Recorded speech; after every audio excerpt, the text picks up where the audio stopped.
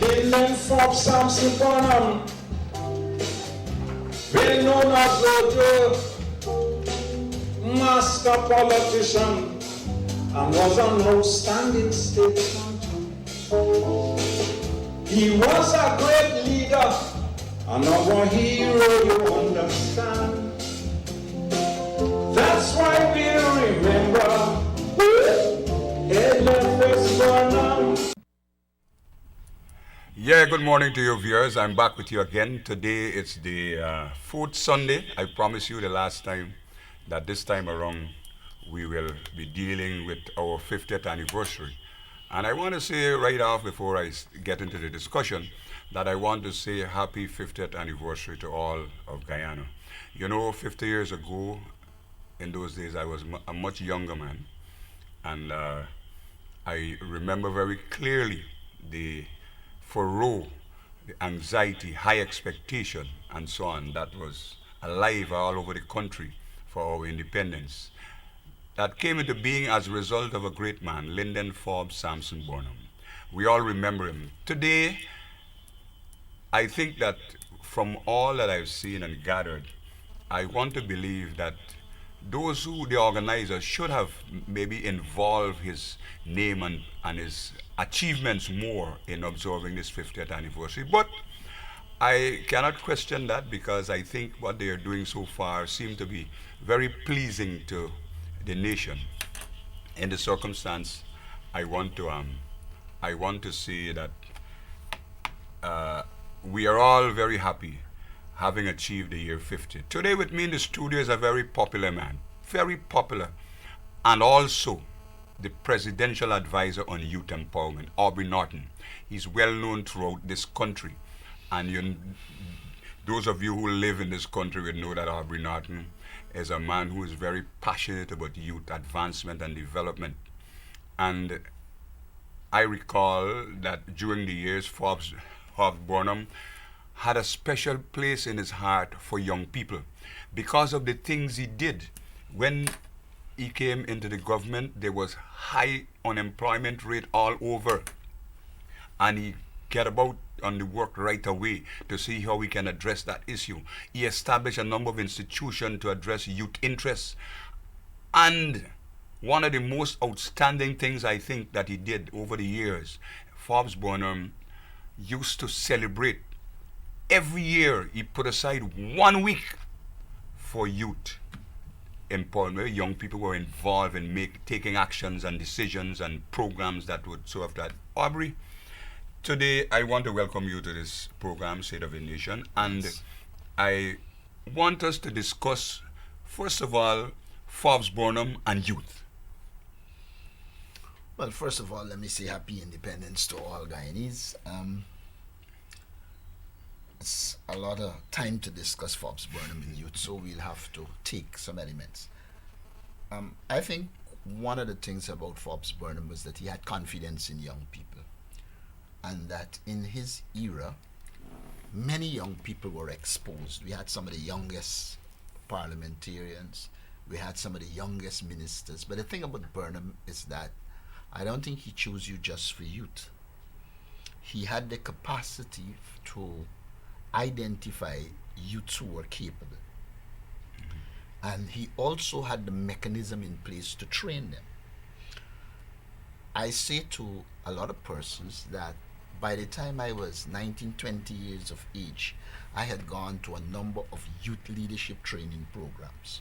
And so the society had a structured approach, in my opinion, to producing youth leaders.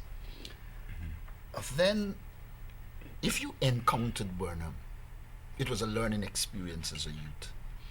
He had this way of, when you talk to him on an issue, very quickly he could identify the positives, the negatives, and say to you, well, look, I agree here, I disagree here, and I think we should go in this direction.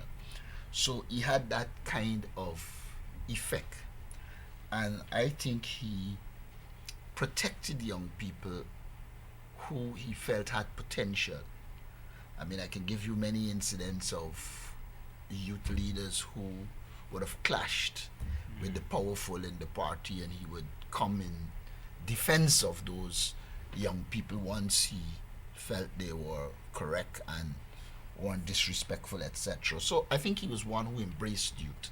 He liked youth. You only have to look at the amount of young people Forbes Burnham trained. Some of them didn't come back. But if you look at the amount of young people that Forbes Burnham trained, you will see that he had a definite focus on ensuring the society has a quality youth. He used to make it very, very clear that young people had to be educated. I don't think you could have come into contact with Forbes Burnham and he didn't stress the importance in education. He was fond of saying, if you think free education is costly, experience ignorance. And so he had this clear perception that young people were useful, they were assets to the society, and that he would create the environment to facilitate the development of young people. I wanna come in there. That's a very interesting point that you're making, because I know when we became independent, scholarships availability and the need, like you said, to train youth was not so pronounced. In fact, I seem to recall a direct program to facilitate those same programs of training kind of young people that he introduced. There was a direct program, and many young people were trained in a lot of fields. Of course, mistakes were made. There were people who were trained in areas that Ghana didn't have the capacity to absorb, and some of them came home and went out. But Burnham had a clear program for training young people, and he wasn't only concerned with the intellectual level of the society. Look, the attempt at a community high school by Forbes Burnham was an attempt to recognize that some of us might have intellectual capacity, but some of us have other skills.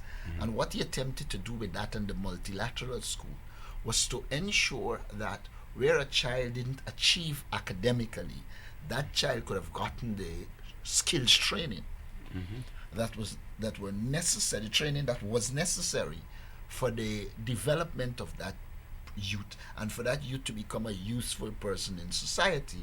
I believe also it is in this context that the Youth Corps and later the Ghana National Service emerged, where young people could have gone into the institution, and by the time they would have left it in 18 months, they had developed a skill and was useful to the society.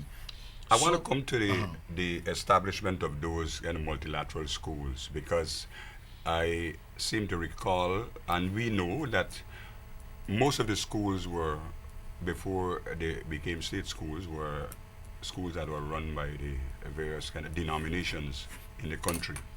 And that is another act, I think, that was very deliberate by Forbes Burnham, because the opportunities for students whose parents and guardians hadn't the resources to send them to these better schools, for a better word, were just left on the sideline. And I think the concept or the deliberate program to introduce these schools, like he used to say, would provide an opportunity for young people to realize their full kind of potential. I want your comments on that one. Well, again, Burnham believed that the society should have offered anybody with capacity the opportunity to realize their potential. I believe it is in that context that free education emerged, because there were many people who were competent, bright, but could not progress because they lacked the means to do it. And I think it is on that basis that Burnham felt that if you didn't have something like free education, remember you were coming from a colony in which the society was dominated by foreigners, but also the society had a color class nature.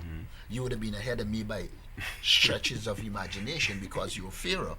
You know, this is something that people forget, that when Burnham came to power, you didn't see dark-skinned people in banks. There were certain institutions that were kind of privileged institution But I don't want to get into the naming of them. They're part of our history. But the point I want to make here is that Burnham was cognizant of the fact that the society could not progress if you progress based on the color of your skin and the class you were from. And so he put a lot of mechanisms in place that ensure Guyanese, regardless of their pigmentation, could have accessed certain jobs. You know, I'm of the view that Burnham was a man of ideas. But I think Guyana suffered then, and it continues to suffer now, from what I call the implementation deficit.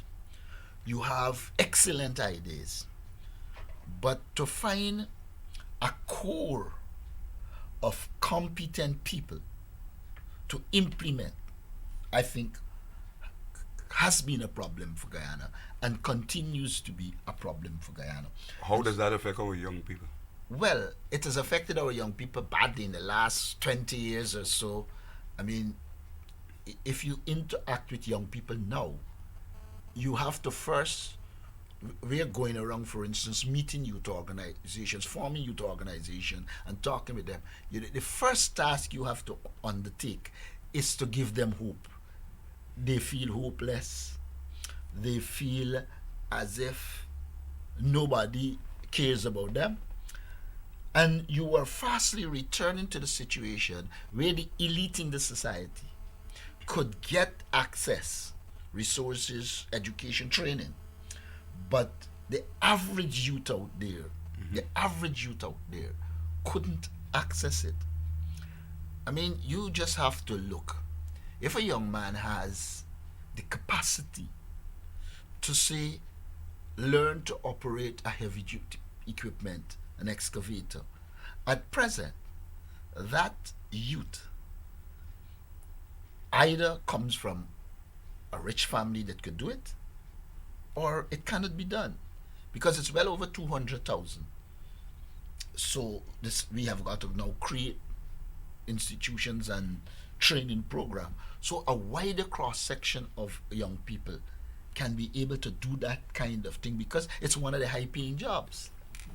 On the question of training people in those areas to occupy those kind of positions, I remember, I can't recall if it was the technical institutes or if it was being done by way of the state, a state department in any one of the ministries, but I know a lot of women were trained in electrical installation, operation of bulldozers. It was done and all tractors across the and all country. across All I remember across that. the country. And For instance, they were young people. Guy Mine had a program. Mm-hmm. Guy Suko had a program. Mm-hmm. And there were other programs in which young people were trained in a number of fields.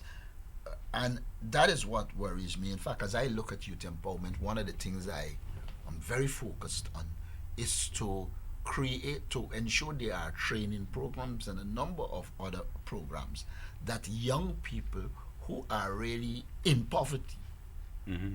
can access. Because the truth of the matter, the absence of resources by the parents of a lot of young people, that absence of resources has virtually placed those persons in a hopeless situation. Mm-hmm. So you have got to now reinvigorate them. And one of the worst things, I mean, we're celebrating 50 years of independence. Yes. And we have a paucity of youth leaders. And I'm not blaming the young people. Mm-hmm. The society hasn't trained young people in youth leadership for years. Well, the president, at the moment, he's talking about youth training and education. Education and training. Yeah. And it fits into the point that you're making. No, in fact, we are launching shortly a number of youth leadership training programs with youths across the country, so that young people can have the capacity to, first of all, organize themselves, and secondly, manage those organizations. And people, I think, misunderstand the importance of youth organization, the skills it brings to young people, the management and organizational skills, the kind of focus it could help to give to young people. And the present international world wouldn't give assistance to an individual. So if a young people hope to access the resources that are there, By themselves. you have to organize them and give them the capacity, which is some of the things I am working on. Because at this stage of Guyana's development, I believe the most critical asset are young people. I would say a good 98% of the people that work with me are young. And what happens is that you recognize that they have this ability, but a number of things went wrong which we have to rectify. One, they were not taught to meet high standards. Okay. So you have to teach them to meet high standards. Two, they were not taught to do their work in a correct and exemplary way, which is also part of the high standard. Three, they know they have ability, but they don't have the mechanism to realize that ability. So you have got to work with them to realize that ability. Additionally, we have to develop a core of young people that are self-disciplined. Well, that's a critical area, of Yes, course. because if in an institution you have to go behind people to do things, you're not getting anywhere. What you need is a quality youth with the right attributes who are responsible and recognize that when they have tasks to perform, they have to do it probably unsupervised. I am one who is opposed to enforced discipline. I believe people must have a vision, they must buy into the program, and then they must work conscientiously. Out of their own kind of volition. Okay, and I believe that we have to recreate that youth because we have lost A generation. more than a generation. We have lost a lot of young people who you see raw talent, but the society fails to put the mechanisms in place for them to realize that talent. I can't envy. That's what you've just outlined is not an easy task. And because of two reasons. You were saying this empowered youth lacks the skill, the kind of resource base to get on this advancement program by himself. How would the state be able to address that in terms of resources you have that to, will be required? Well, I think the finance minister is cognizant of that, and if you look at his budget in the last time, there are a lot of resources there for training the young people in a number of fashion, and so you have got to utilize the state resources in a proper way and train them, including training them to develop businesses. As the president said, you'll never be able to find work for all of these people. But if you give them the skills and they can develop businesses, then they're on the right course. We have got, here again, Burnham comes in. Burnham believed in self-reliance. That people and society must rely on themselves. He believed in creating the framework for helping them. But in the final analysis, they must be self-reliant. They must be independent. And so that is what we have to do. We have got to inculcate in our young people this need to be self-reliant, this need to have dignity, to remove from a position where you are living a life of handouts. One of my criticism of the previous government is that it placed young people in a position where they became mendicants rather than people with ability who a government can facilitate for them to realize that ability and to become successful and to develop families, etc. I contribute to that particular concept fully because in the past government, the promotion of bubble parties and having, in fact, the state even facilitated people taking loans to go to bubble sessions and those kind of things. They facilitated loan at banks for people to take loan to go and do that. Well, here again, you see, I think you had a cultural degeneration. Yes, okay. Where again, it comes to standards.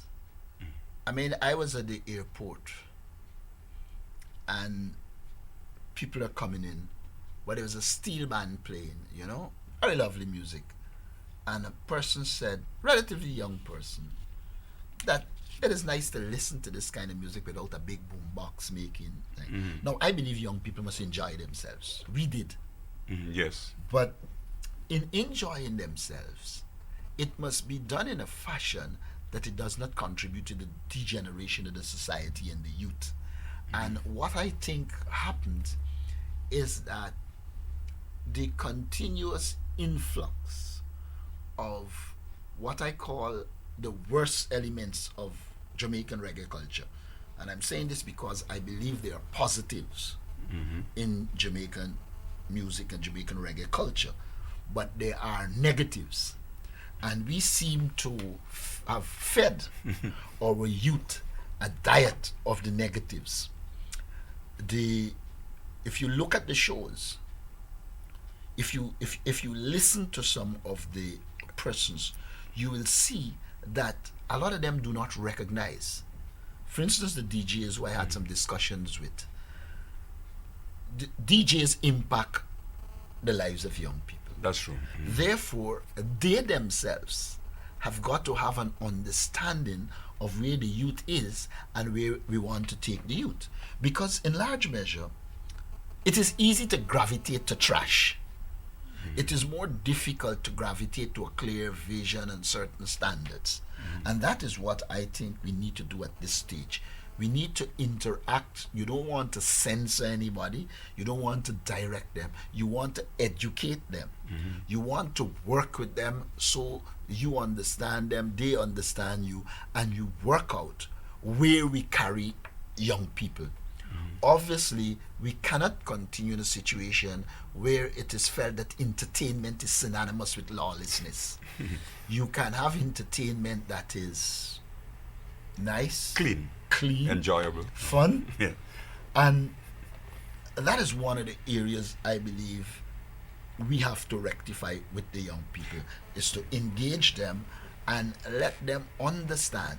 But it's wider than that. It also has a community dimension. It has a family dimension. Because if you have families that they themselves, I mean, I give you the classic. If you go into a community, you would hardly hear, you would hear this. They have a couple little children. Who are in the best? We're going to get $200. What you do almost immediately, I remember I brought up with a group doing it, and I said to them, why don't you say you give them $200 to spell these words? I say this to say to you, if you in a society give the incentives to the wrong things, then the wrong things will be seen as Being important. Whereas if you can have a situation where we are clear in our head what is our perception of a child, how do we deal with these children, and what guidance do we give them to become the kind of citizens we want. I have been an advocate for a countrywide system of counseling, because a lot of our young people between 9 years and say 14, 15 years of age are vulnerable. And they are not vulnerable in the 1970s when Burnham was operating in the 1980s. They are vulnerable in 2016 where the internet exists. And therefore a lot more needs to be done. I've said more than once, you even have to work to change the mentality, the police as it relates to youth. You cannot have a police force that when a youth turns up at the station for whatever reason, the first response is take off your belt, go in the lockup. You have to have a system in which young people in interacting with the law see themselves as coming into contact with the law and likely to get proper direction. So you're rather saying than this approach ought to facilitate all those links that you're talking about, so that the young people. I'm saying to develop young people, it is not a one agency thing. It's a multi-agency, multi-actors approach. Education is probably the ministry that impacts the most on our children. But the Ministry of Education can't do it by itself. If there's no work done at the level of the family, the youth is in trouble.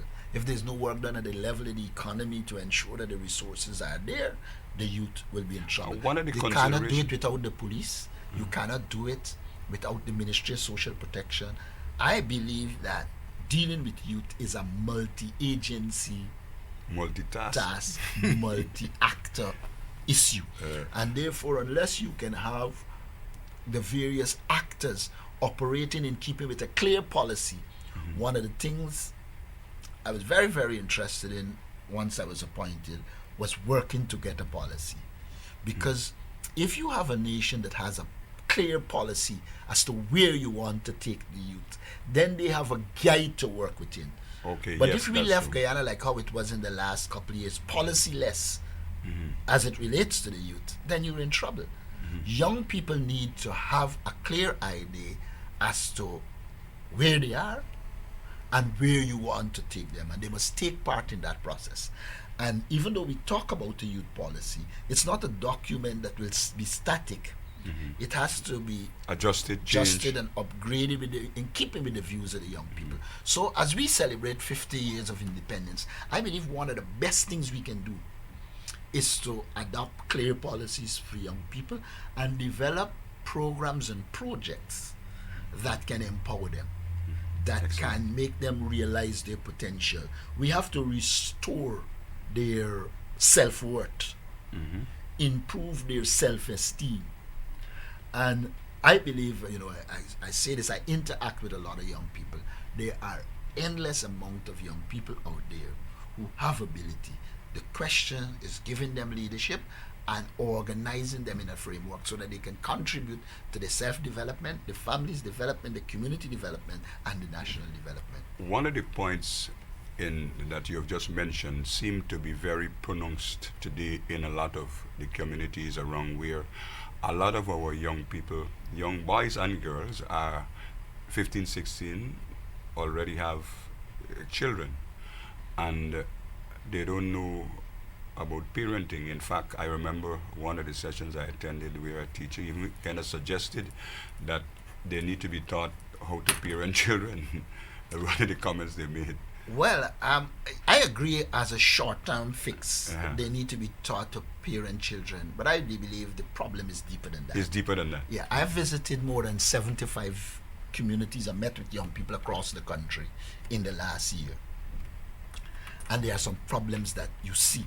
Let me give you some of them. One, across the country, you find a lot of young people with 2 to 4 CXC, Yes. but they do not have English and math. And the system has no mechanism to help them. Okay. For instance, at present, we are piloting a night school project. We've chosen some communities. Sophia is one of them. In fact, I'm going to a meeting there shortly. And what we're trying to do is to create an avenue where these young people can, in the evening, even if they are working, go to a night school.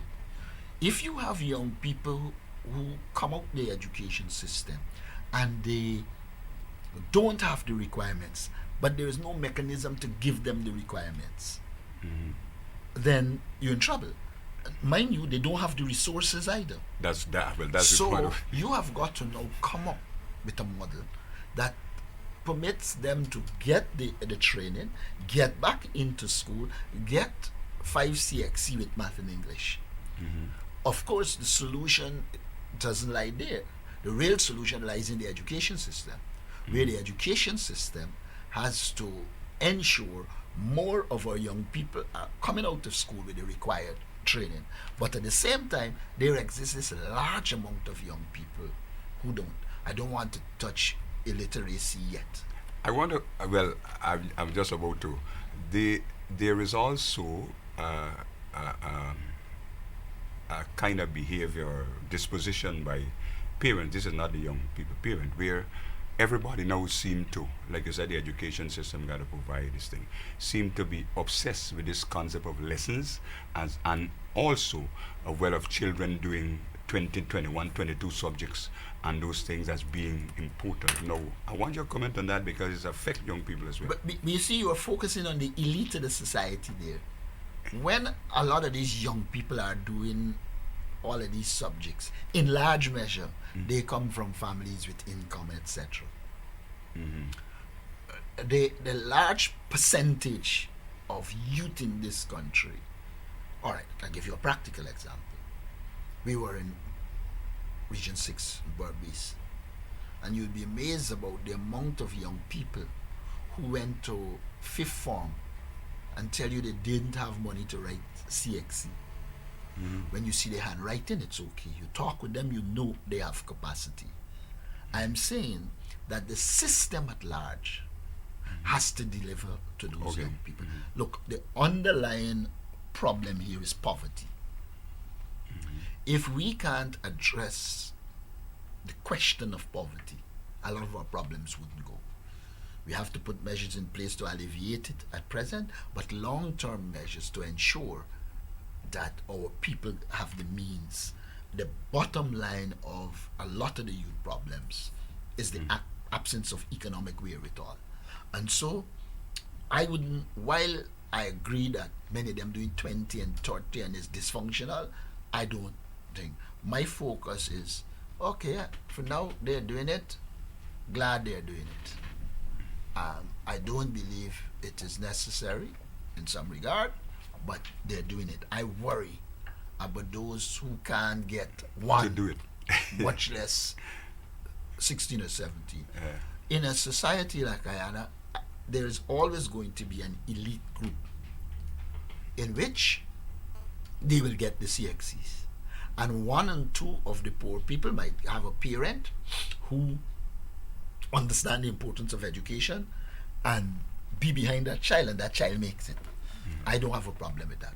Where I have the problem is where the system fails to deliver on the thousands of young people who have ability I can't get. and can't because of poverty, poor parenting, and a number of reasons. Yeah, I want to just remind our viewers, today's program I'm talking with the Presidential Advisor on Youth and Empowerment and Youth Empowerment, Mr. Aubrey Norton.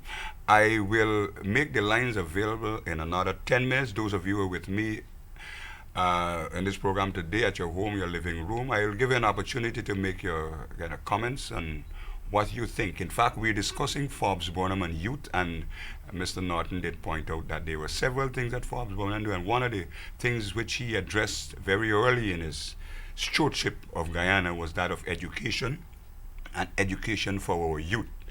Kind of facility which includes sports and culture as well.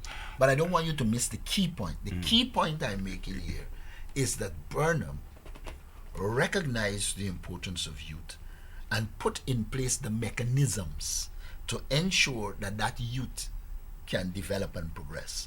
And so all that I'm discussing here is to say that at present there's the absence of those mechanisms, and we need to look at what Burnham did. Check to see what is relevant and improve on it. What is irrelevant because Burnham lived in a different era, etc. And then try to ensure we have a general empowerment plan for young people so that they can develop economically, socially, culturally, and politically. That to me is where Burnham becomes very, very critical. And well, a lot of people would say he opted for equality of opportunity and he was socialist. Yes, he was socialist, but I don't think equality of opportunity in itself is ideological. You can have virtually any society recognize the importance That's right, yeah. of people being treated equally and getting equal opportunity, though people aren't equal. I want to say the quite recently the Forbes Burnham the foundation had a presentation, relatively a symposium, like where past Prime Minister Hamilton Green made a contribution or a presentation. At that symposium, we had Brigadier General Norman McLean, retired, was in attendance. And he made a contribution saying that one of the most signal achievement of Forbes Burnham was when he established the Guyana National Service, because in the comment he made, he said that there are thousands of young people that were trained then, who today that are making significant contribution towards not only development of this country, but the Caribbean and wider field, and is as a result of this view which you have said, that Burnham saw that the state ought to provide the mechanism for young people to be trained so they can realize the potential, that we're able to usher in this particular large volume of young people. I agree, but in looking at the national service for Guyana, I think it has to be looked at in context, present day context. While I accept that national service had positives, it had negatives. Yes, and therefore we need to review it. For instance, I believe you can develop a national service that is more skills oriented than the last one. The last one was skills oriented. Yes. But I'm saying the emphasis need to be on skills. I am one, somebody said to me that it should be without the military. I don't believe it should be without, though I don't believe it should be at the level it was. Well, that might be. I think there are positives to, having done national service myself, I myself too. the kind of discipline that emerged from it. I mean, it is hard to find in those days a young person who parent complain that they get up and they make up the bed. Mm-hmm. That was so routine. For If national you were service. part of youth activities in that time. And I believe those elements should be maintained. But I also believe it needs, rather than pure military people, you will need some of the military people, but they should be trained, given the social work and socio-psychological skills that are required to manage young people in this era. They also had the young people then. They had training in a number of other areas which were provided. In fact, the cultural aspect. They used to know the national anthem. They needed to know that when they hear the national anthem, they had to stand. And the national songs of Guyana were known to us when we were much younger. But today, you don't find much of these national songs are not known. I notice that you keep saying much younger, but continue. Much young. When we were much younger, we don't we used to know those things, but now that is absent. But I want to move from the youth quickly just to say this. I've heard a lot of people say we don't have anything to celebrate. Well, I heard that too. And I want to say this about that. I believe that Guyana as a nation, when Guyana became independent, Guyana was in a situation where Venezuela was claiming territory, Suriname was. Mm-hmm. And for 50 years as a young nation, we kept them at bay, using in the main our intellectual and diplomatic skills. That to me is a significant achievement. I want to say this as well. People forget that when Forbes Burnham came to power, we imported virtually all the vegetables we want. Mm-hmm. Virtually all the fruits. By the time he died, you could argue that we didn't have this foreign food, that foreign food. What we had was a local farming community that replaced a lot of those and produced a lot of those products. Exactly, yeah. Now, I like to tell a lot of them who talk about saltfish. The only president I know Freddie Kissoon is fond of saying the best first year is, citing I think today's paper again, is Desmond Hoyt. I believe Desmond Hoyt contributed significantly within a particular scheme. But the only president I know that when he left had created an industry that is serving Guyanese until now is Forbes Burnham. Be it saltfish, processed fruits, fresh fruits and vegetable. Okay, because we went on. Mm-hmm. But his approach of self-reliance, I think, saved Guyana. And therefore I see him still as the most transformative president. I don't disagree that Dr. Jagan contributed. I think yes, he did. He played a role, Where I have a problem is when people try to suggest that his role was far more significant than Burnham. The truth about Dr. Jagan is that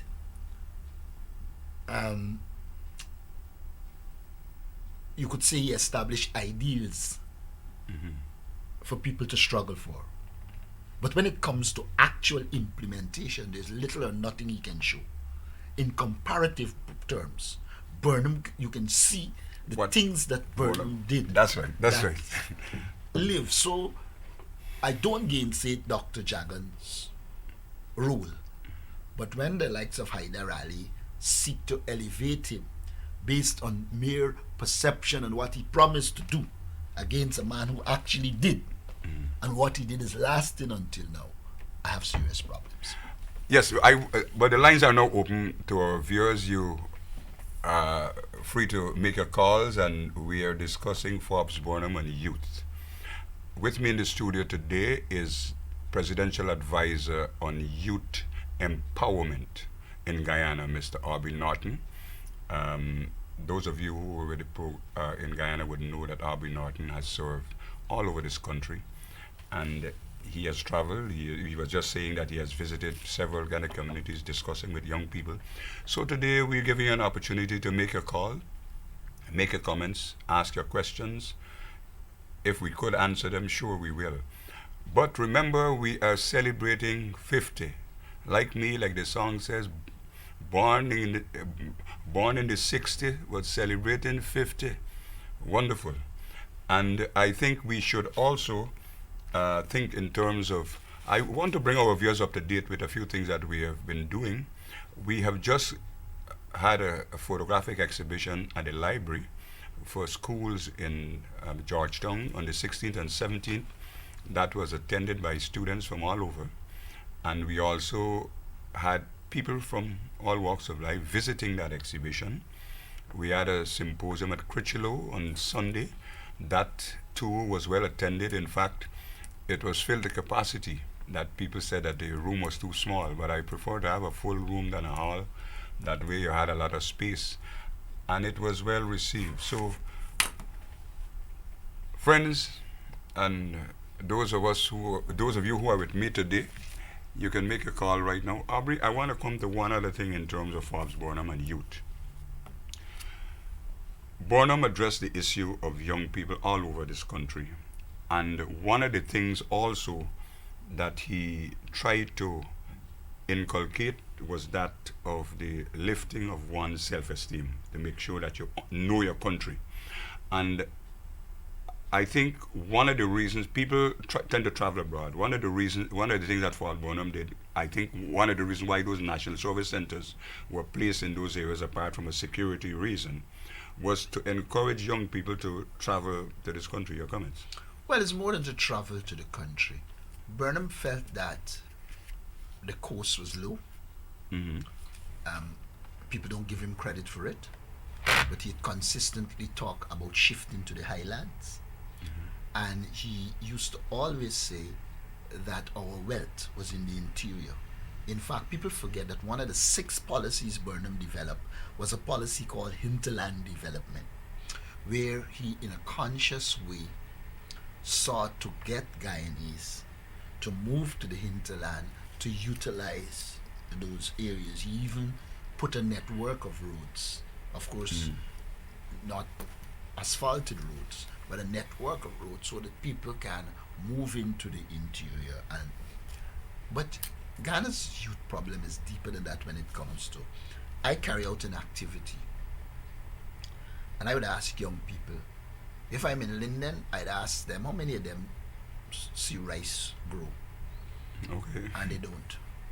And if you are in quarantine or somewhere, ask them, have you ever seen bauxite?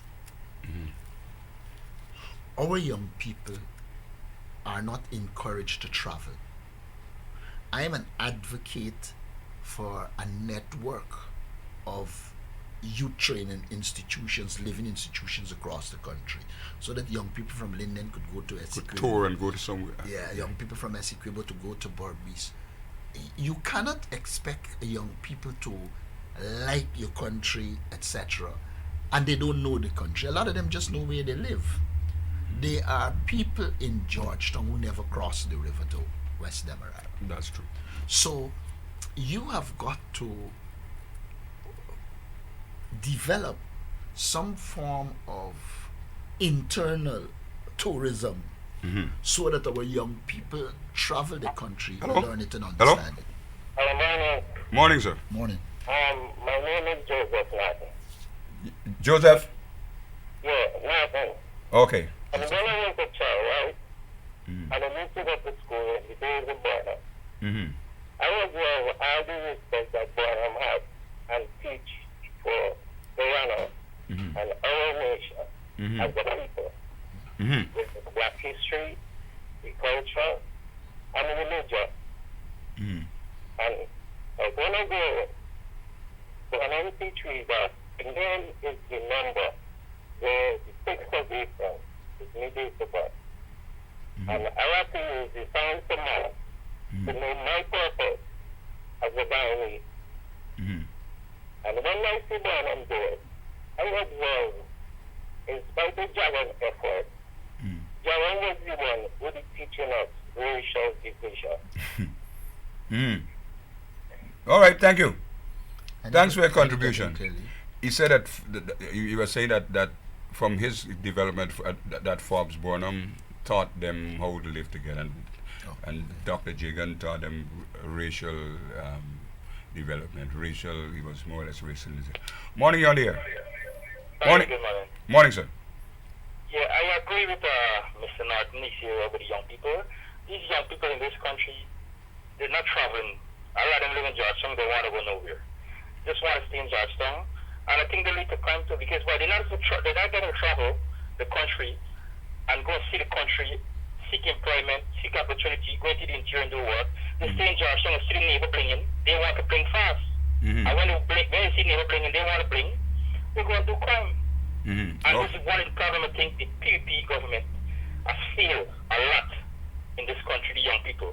I'm not saying in the social development, the PPP do a little, but the young people is what they make a mistake in this country. And they teach young people the wrong example to get rich quick. Let's not have a life. Life is about looking to build, go to country for them. And there's a problem again, let him. We don't have a proper road to let him. If we want a road to let him, we're not going to go to let him cross the bars into trading. But now we want to go to let him, you got to pay 26,000 by plane to go and return. I go let him one time. And the price is expensive because young people want to travel the country, but they can't go. That is true. Huh? I said that is true. We need Okay, Mr. Norton. Thanks, sir. All right, Yeah, thanks. but only one thing. When I'm dealing with the PPP, I like to put it in categories. I don't consider the Jagan era to be the same as the post-Jagan era. Whatever you think about Dr. Jagan, etc., I think he did try to put some things in place. Where I think we went awry is in the Jack Dale era, where the focus became money for self rather than the development of The people young and country. people in country. And so I believe that one has to look at it and separate the two periods. Morning, you're on the air. Yes, I missed the call. Yeah, Yes. I think we need to separate the periods because you can make the mistake of Morning. Hello, good morning. Morning, sir. Now, I'm looking at your program, right? Yes, sir. And we're speaking about from Burnham and his legacy. Yes. But, On youth. yes, about the youth. But how can you cannot give youth a chance and there is no chance for the youth? Look, I want to say this, you have Bar Janil running up and down the country and talking a whole set of, Burnham is turning in his grave today to see all these kind of things. After all these criminal events, all these different race rants and all kind of things, you still have these people, look, the criminal events that take place, and you still have these people talking and spreading race hate, and still the president is speaking about cohesion and unity. How can the youth, this is what the youths are seeing, racism, what Guyana was built on racism. We have to look at Venezuela, they're asking about refugees. If refugees come into Guyana, they will flood the Essequibo.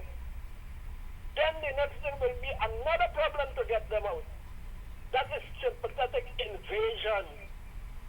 All right. Come on. Well, I don't know that anybody suggested that they were disposed to Venezuelan refugees, but I want to say, young people, we have to create the opportunities for them, and I believe once we create the opportunities, In spite of what in spite Jack Dio is saying. of what Jack Dio is saying, and we set the example as well. One has to understand Jack Dio. The truth of the matter is, Jack Dio's handling of Guyana has placed him in a position where he cannot go and speak from an honest, moral, and a standpoint of integrity. So he has to resort to what is left. Unfortunately, what he has resorted to will not contribute to unity. We have got to work to develop unity, and I think with time, people will recognize. Yes. Just look at what happened in Georgetown, where you're dealing with the vendors, and he felt it is the best opportunity to go and do what he wanted to do. But the vendors were able to draw a distinction between his agenda, their agenda, and therefore deal with it. And I think there are a lot of people in PPP strongholds who know that what he's doing is wrong. Morning, you're on here. Hi. Morning. Can I speak to Shamar? Hello? Yeah, can I speak to Shamar? You got it wrong number. You got the wrong number, my dear. Yes. Yeah. Morning, you're on here. Good morning. Morning, sir. There's an old statement, right? Yes. Young might be too young to know. They're the one saying, let me go home. Mm-hmm. I think it's time we say, Chinese bicycling go home. You can't give teachers duty free, and what's a bicycling get? If a man thief for 4 years get jail, and what the former government thief? They should have been in jail as simply how Burnham there too quick. You did not deal with all of them already, buddy. All right. Okay. But we have to They're be. not patriotic. We They're ha- the thieves. We have to draw a distinction between relations with the government of China and Buddy, what? thief is thief, buddy. Could you let me finish? Hold on. A country has to have proper diplomatic relations with another country. Guyana has diplomatic relations with China. That is good. We cannot make Bai Xinling Chinese. Bai Xinling, in my opinion, is a manifestation of the perverted nature of the Jack Dio era, in which, without regard to the country's interests and law, they created a monster. Now, the government has to deal with that. But we have to draw a distinction between the Jagdeo Ramata creation and proper relations with the people of China. You can interact with China and get good investment if you have proper laws and proper people implemented. Policy. Unfortunately, the PPP or not people who looked after Ghana's interests. Morning, you're on here. Yes, good morning to you and Mr. Norton. Yes, morning. I must say that for me, I was born slightly before election, before independence. Mm-hmm. And for me, I've seen a lot of good that Burnham has done for this country because I was in the national service, and that made me a disciplined person, for one. And number two, Burnham was the most patriotic president we ever had in this country. Who think about national interest. Yes. For people like Jalio to speak about Burnham, he, as far as I'm concerned, he was a pirate. All he was thinking about is self. And then he bring confederates from all over the world to rape the resources of Guyana and thief it and stash it up for himself and his cohorts. Right? Burnham never thieved from this country. Mm-hmm. All Burnham had is the best interest of this country at heart. That man that used to call himself for 10 years president of the Cooperative Republic of Guyana, he was no president. He was a pirate as far as I could. All right, thank you. Mm-hmm. Yeah, he keeps saying was. Well, Since he I don't doesn't know. have access to He was. state resources. No, I am of the view that Morning, on here. Hi, morning. I'm trying to get as much calls in as possible because our time is running. Morning. Yes, I'm hearing you. Morning. I got problem. What's it? As a young person, I just buy a kite, right? And how much billions of dollars You buy what? that the former president gave to buy something. And as a young person, just become 35, I got a real issue with it. Seriously. These people, hate Guyana. And Mr. Martin trying to, I tell you, listen to what he's saying. But these people love Guyana. If Mr. Jadier, right? Not so much economics. And they give away Guyana by signing promise guy needs to do something and some other thing. And you as a guy needs, even before you get paid, your money's being taxed. No man, I think Mr. Grant just said, all about signing stuff, and they want to go to the Mary, and want to pay me, want to owe me. And then they get by signing a 10 spot on the East Coast Highway for their movie town. What is it so wrong to me? Imagine the kind of cement by selling and paying the whole Guyana. What's that? You're getting it by selling and I'm coming and telling you this trash? I believe it's a whole message out there for getting away this country, you know. And as a young person, I'm angry. You know why? Because it's still waiting for the good life. I know it will come. But these people give away Guyana, give it away. These people have Guyana like it was a treasure box. You understand? Oh, I understand you. Mr. I'm telling you what the guy needs is very hopeful. Because as a young person, I want the fancy house. I want the fancy clothes. I know I gotta work for it. I know I gotta work for it. What do you think is the early education? God don't play me eating no economics. Are you gonna come to China and come out and put soup words in your mouth? $1,000,000. Mr. God, you're getting it by selling. A man says, so every year, can it be best? Learn. And these people don't pay no taxes. As soon as you get paid, you got it. Mr. Grant, you got it. Mr. Grant, you got it. All right, all right. I have to look at my time. My time is fast approaching. I know. And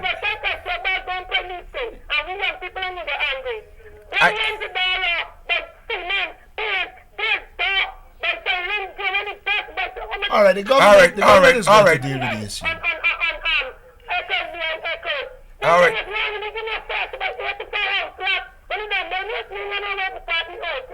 I know you're angry. All right. Thanks for calling. Yes, our time is fast going. I see the lights just come on. Aubrey, I want to invite you. Just before, I want to take one other call. Just one other, and I will try to switch away. Morning on here. Hello, good day. Yeah, you got to be real quick because when the lights are on, I got to go off. Hello, good day. Yes. Good day. I would like to ask Mr. Norton what the coalition government has in plan for young people in terms of social mobility. Well, All right. There are a lot of things in plan. Look, the coalition government has long decided that for you to empower young people, you have to educate them so that they can get jobs, and you have to train them so that they can develop small businesses. A number of projects are in the pipeline that will emerge to actually empower young people. I'm sorry that you called to the end of the program, so I can't get into all the details, but there are a number of projects that are emerging that will actually contribute to the empowerment of young people. Thank you, Mr. Norton. Yeah, good. I want to say to viewers, and I would like to thank all those who called in, but I want to thank, first of all, Mr. Norton. He has been very clear, very explicit what he had to say in terms of Forbes Burnham role and his policies and approach to dealing with young people and what he is doing right now as presidential advisor for young people. I want to thank all those of you who have called in, and I want to promise you that come the next Sunday again, we will have another program. And I want to take this opportunity once again to wish all of you a very happy 50th anniversary and that you enjoy the rest of the day. Thank you, Mr. Norton. Thanks.